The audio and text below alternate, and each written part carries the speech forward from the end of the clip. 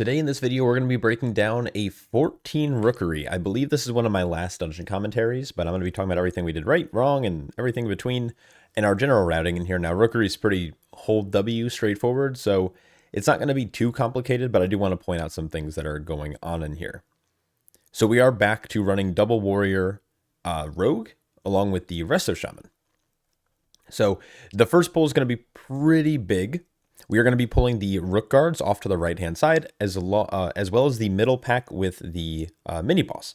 Now, the mini-boss is kind of the scariest mob in here for the group, but the rook guards do a lot of tank damage. I'm committing my trinket to start, along with dampen harm while grouping, and then while I have my tier set active, I'm kind of sitting on that fortifying brew, and then I'm going to pop fortifying brew, as well as chaining things like celestial brews together here. Now, we are lusting this first pull. This is a very, I guess, like, good pull to get lust on. This is a 29-minute dungeon, so you do get a nice, safe 3 lusts in here if you want to. But this is where we're going to commit our first one. The big thing to look out for, though, is also lightning bolts, as well as that frontal. And the mini-boss, despite a lot of people not knowing this, does a shield. And if you're standing in front of the mini-boss, you're not going to be able to do any damage to him while that shield is active. So make sure you're trying to move behind, but do watch out for those orbs coming back from the frontal. We are now flying up into the Rookery, and this is a pull that I generally like to double, but because we expended a lot of our healing CDs in that first pull, I decided to hold off a little bit until the these mobs were a little bit lower on health, but typically we're pulling it into the right hand side. So we're baiting the kind of wild lightning to dodge the swirls while being able to maintain melee range and watching out for that lightning bolt cast. This localized storm is a good bit of group damage. As long as we make it through this without a lightning bolt going off, no one should be in danger of getting like one tapped. If you have the lightning bolt go off during that AoE damage, that's where things get really spicy.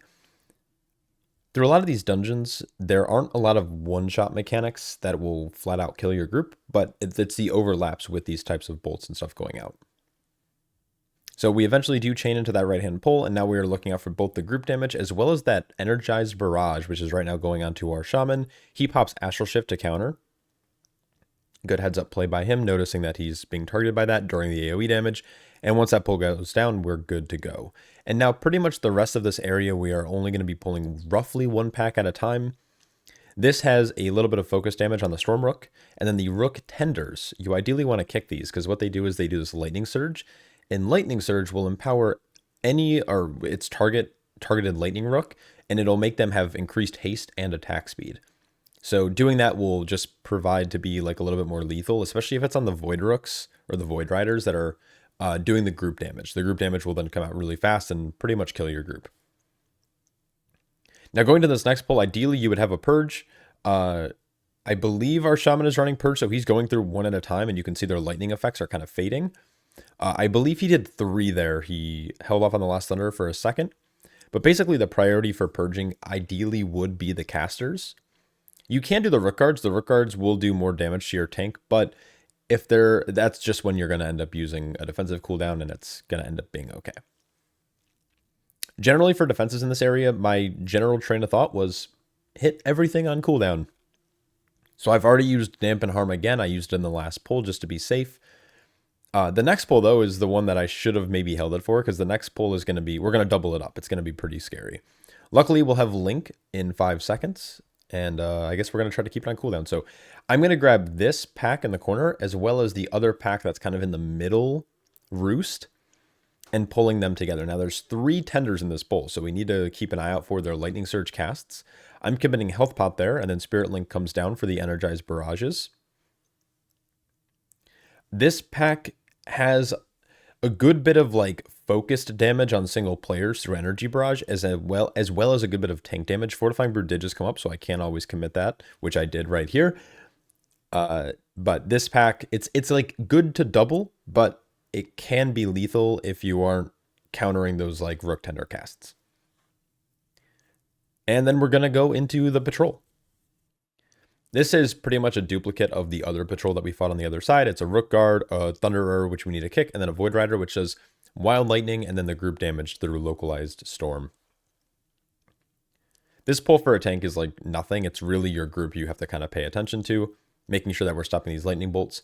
And then once the Thunderer, which is the focus, goes down, we are going to then move into the next pull and we're going to actually CC out one of the Thunderers, because this pack, as any of you probably know running this with Pugs or with your group, is that this pack fucks. This pack right here. So I'm going to CC out one. 3 lightning bolts going on one player, or even 2 going on one player, can prove to be pretty much lethal, fatal for anyone who's getting hit. And we want to wait also because we still have a Void Rider active. So once that goes down, it becomes a little bit safer. We're focusing down orange. Luckily, we have some big demolish hits going in there from our warriors. And then we're going to chain it with the Thunderer. The last one, I should say, that I CC'd out. Now, if you had, you know, good control, like a Boomkin or I don't know if you're playing like not Holy Paladin, Protection Paladin, this pull's probably a little bit safer, but as a Brewmaster Monk, I can't stop mobs forever. You can line of sight the lightning bolts. For example, you can tank them like up in the corner, and you can like use that pillar to like my right to line of sight if you're paying attention to the casts. But that's a lot of like micromanaging, and I'd rather just cleave them down and pull them in 2 at a time. All right, Kyios. This fight is super boring, and I'm probably going to skip most of it. Nothing exciting happens in this fight. We just do this little dance where it's like spread with a full melee group, which is always fun. Someone loses damage every time. And then you stack, and I like to put on world markers just for reference points. And then you either go left or right and dodge swirls. Like this fight is super, super boring. The only thing I would say is that later in the fight, and this doesn't even matter, but when you're playing with the full melee comp, the Wild Lightning will always target, like they target each player. Right after you have to spread, if you can try to stack up at least in a line, you can actually bait the lightning to stack a little bit better for your group to have like a little safe spot so you can stand and keep hitting the boss. I think we do this better a little later on. Like right here, we spread, I move towards our rogue, and then we all have a safe spot to keep hitting. So that's like how it should look. I'll replay that really quick just so you can see. You spread, then you move towards your other melee, maybe like towards either wing of the boss, and then it gives you a safe spot. And that's really the only thing you can do to optimize this fight for a full melee group. Outside of that, it's just, this is like the textbook example of a first boss. Like you just, like stack, spread, rotate. So right here, I am jumping down without grabbing a feather. I'm going to roll, dash midair, and this is going to allow me to land all the way down here. The thing is, it's just for style points. There's no benefit of doing this. Like our warrior got down here just as fast using the mechanic of the dungeon, so again, it doesn't save you any time. All right, so we're going to grab this patrol by itself. We're going to kick the oracle, and we're going to start trying to move with said oracle down the stairs. But we want the oracle to die before we chain. Now, chaining is going to be fairly efficient. We have a good bit of CDs. We could even lust it in 40 seconds if we were a little slower. We actually talked about that during the run. It's like, oh, maybe we can lust this pull or maybe the following. But once the oracle goes down, there's just rook guards left. So as long as I have defensives, which the fight was so simple, like the first boss fight, that I have everything available, we're going to chain. We're going to watch the oracle, and we're going to make sure that we're not standing in attracting shadows when it goes off. These pulls are more on the healer than anything, in my opinion. There's a lot of debuffs going out. There's a lot of random casts. Obviously, you need to like kick and stuff, but it's really a lot of group damage. So healers need to be kind of on their toes. But again, we have everything. We have double shout. We have link. We're feeling pretty good. So attracting shadows comes out once again. I probably could have chained at this point. I need to learn the timings of the diffusers attracting shadows. Like I can see the timers, but like the pacing of how quickly we can kill them, because after they do that, they don't do anything else. So you could easily like chain this into the next pull. Crushers could be a little scary with leaps, but we're a pretty tanky class or comp, so I don't think that would ever be an issue here. And then it's essentially a replicate of the same pull, except with none of the casters or the guards in it. So it's just 2 crushers, which randomly leap on party members, and then this not arcing void, the attracting shadows. Arcing void is just that circle you have to run out of, and it cleaves anyone inside. It's not a big deal if it hits people, but it does hurt if it overlaps with anything else, like void bolts or obviously the AoE damage from the attracting shadows. So this pull will eventually go down. I'm just going to skip forward just a little bit. I am now holding on to most of my CDs because the next couple of pulls are going to do a lot of damage. All right, so we skipped past this sleeping man here. This is standard. I think I haven't seen a run that even pulls him. Like there's no reason to, because the route is so like hold W. But you could pull them if you really wanted to and like skip stuff elsewhere. I honestly don't even know where you would skip. You can get away with not pulling stuff in the first boss room if you have a comp that knows that they won't cleave onto any of the packs that are in the room. Yeah, I'm trying to think, like, later on, you have to kill most of the trash downstairs because you need to for RP reasons. It's also a lot of just easy fodder damage. I'm not really sure. Anyways, that pull, again, it's like a replicate of the same mobs. It's a couple of guards, a couple of oracles, a couple of crushers. They just leap. Now in this pull, we are targeting the left-hand one. I don't remember if I'm marking with Skull or not, but basically we like to pick one and try to nuke him down. The idea is that we only ever see 2 of these attracting shadows. So they went off there back to back. When they go off together, it's scary. I don't know if Blizzard maybe did a non-announced hotfix that made them not, like, to stagger them a little bit better, because when they would go off at the same time, like, people would just, like, die. But here I'm trying to just, I get out far here, because I rolled out trying to keep that in melee range, but then I got targeted by the arcing void, so then I just went far. And so I mean, we have pretty good cleave damage in this group, so we end up killing them kind of at the same time. It's not a big deal, though. But now I'm going to have Dampen and Fort for the boss fight, which I'm going to need. This next boss fight is actually somewhat difficult, in my opinion. I think it's very simple, and this is one of my favorite boss fights so far. I think there's a few things it can do to make it a little bit better. I think for melee comps, this boss fight actually sucks because of the way that his, like, Dark Gravity and Crush Reality work in conjunction with each other.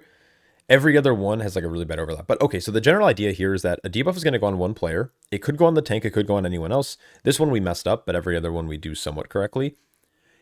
It jumps to the closest player and it leaves them vulnerable. It does a good bit of dot damage, and when they're vulnerable, they take more damage. So basically, you never want the same person to have 2 stacks. If they get it twice, you're going to die. That's the whole fight. And then there's obviously a little bit of dodging you have to do with this, like, Dark Gravity and stuff.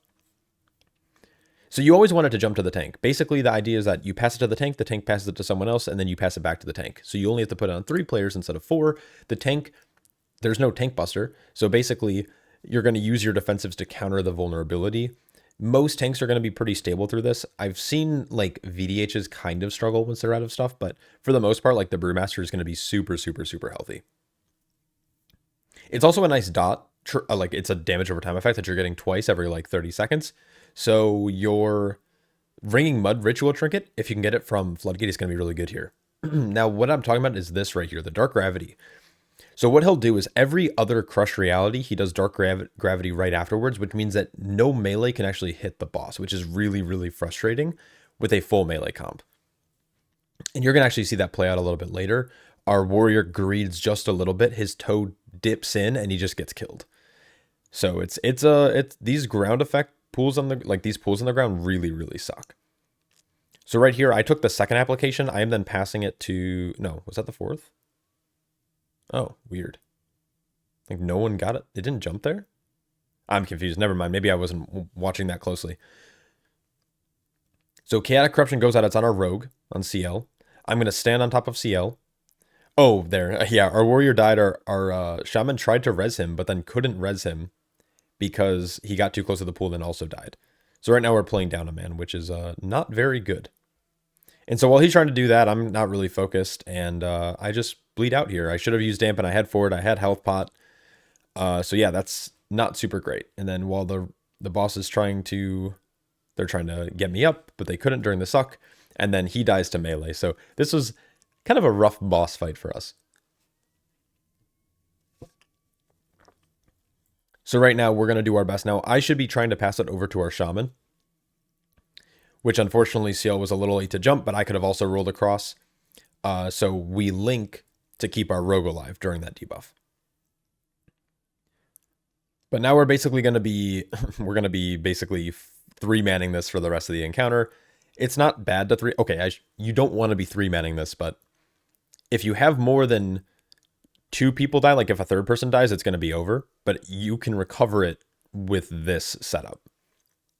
So as you can see, CL got it. He passed it to me. I'm going to pass it to our healer Chicken. Chicken's then going to just stay on top of me, and I'm going to pass it back. I think CL's trying to take it here, and the reason he took it is because he has Cloak of Shadows. He shouldn't have taken it here, but it's kind of whatever. He also just lived somehow. I don't know. I honestly don't know how he lived without Cloak there, because he took 2 stacks.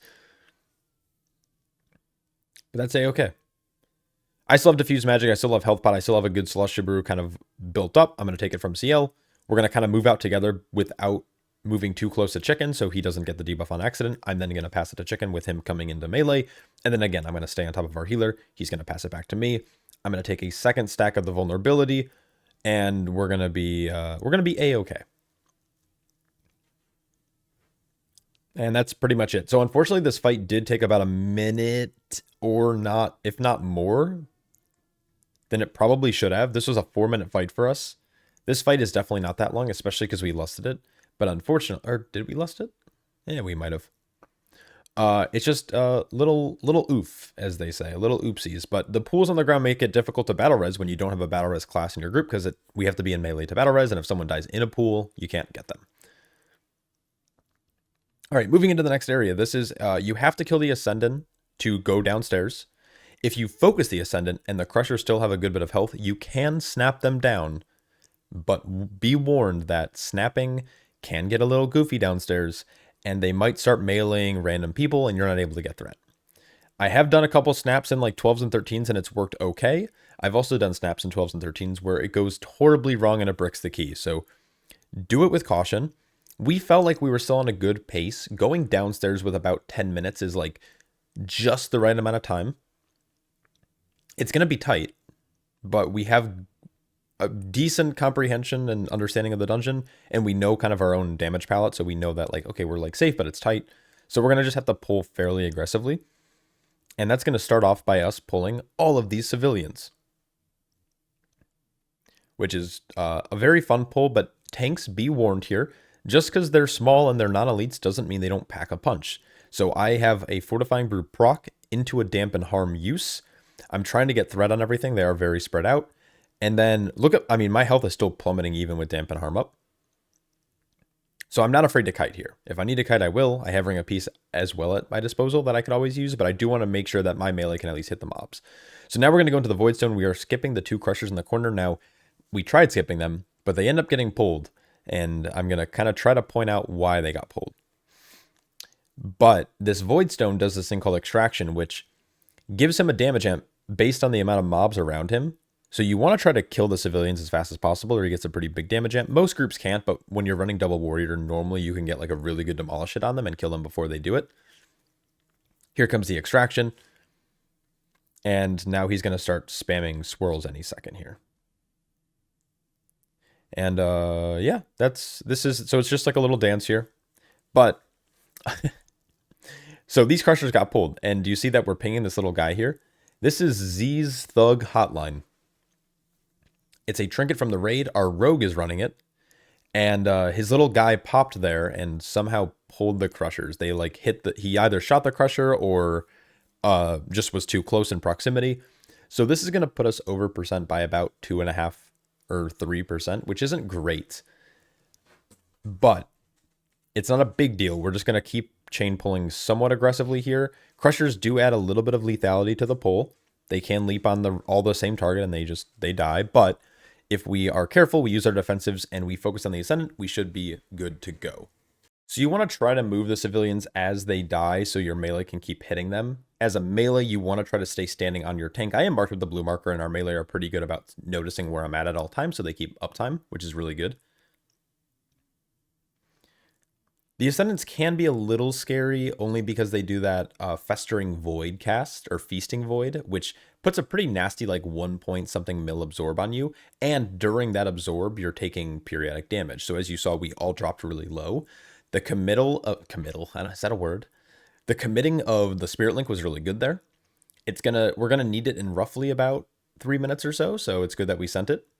We're looking like we have about 7 minutes left on the key, so we do need to get through this trash. The last boss fight, while it does have a damage amp, can be a pretty beefy boss, especially with bad shard RNG.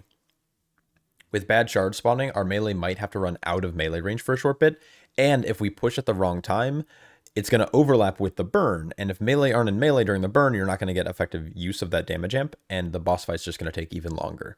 So there's a little bit of like art to doing the last boss, pushing at the right time, making sure you hold damage if you need to, holding CDs, but also setting CDs. It's similar to Ingram Malik in Mists of Tyrannosaith from Season 1, where you kind of have to once you get to this level of Ki, you have to start to think like, do I hold my CDs for the damage burn, or do I send them to make sure that other DPS can use their damage? Or like, there's a lot of questions that come into play, especially based on composition.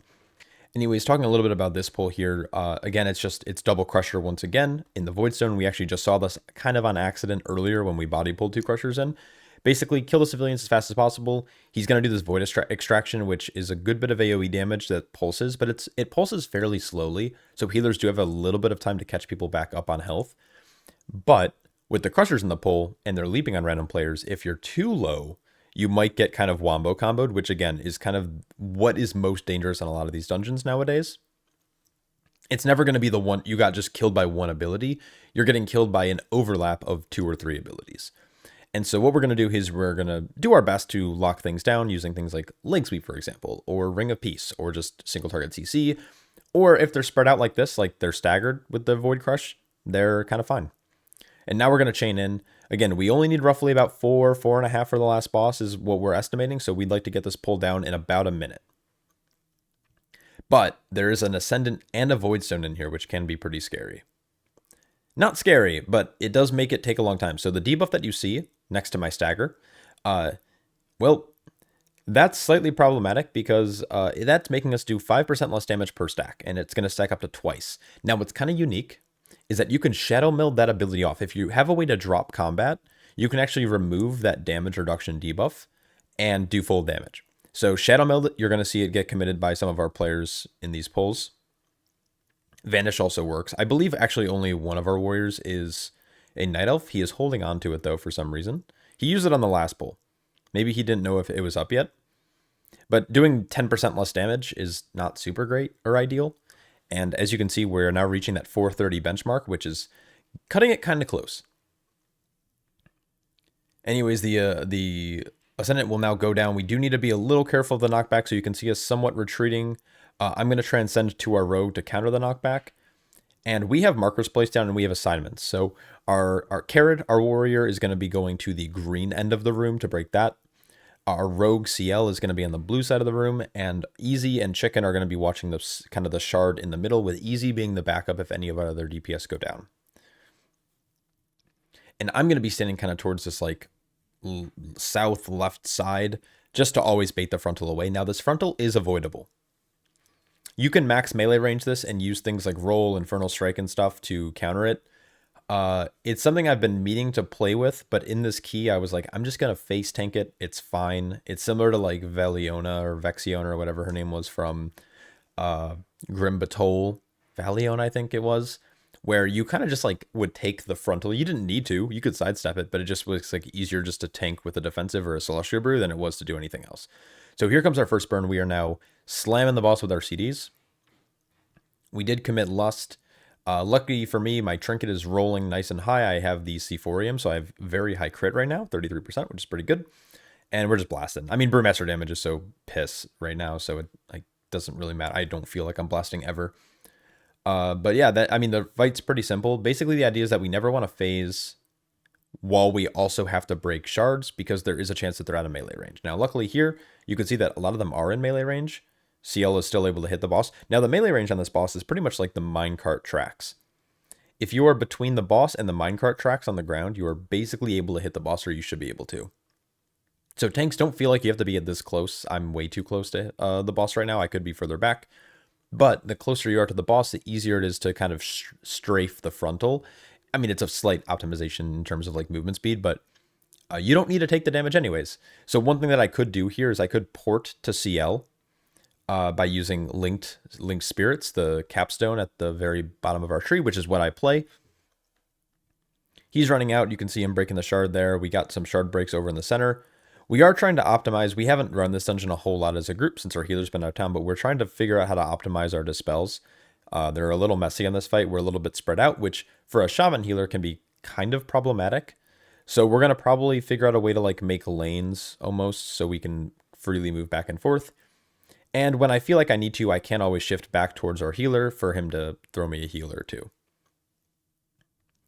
All right, so our warrior decided to send CDs on the shield to help break through it, because the idea here is that we want to be able to break through this shield, and then during the burn, we need to get him into execute range for our arms warriors, And then the next shield plus the final burn should be fairly quick.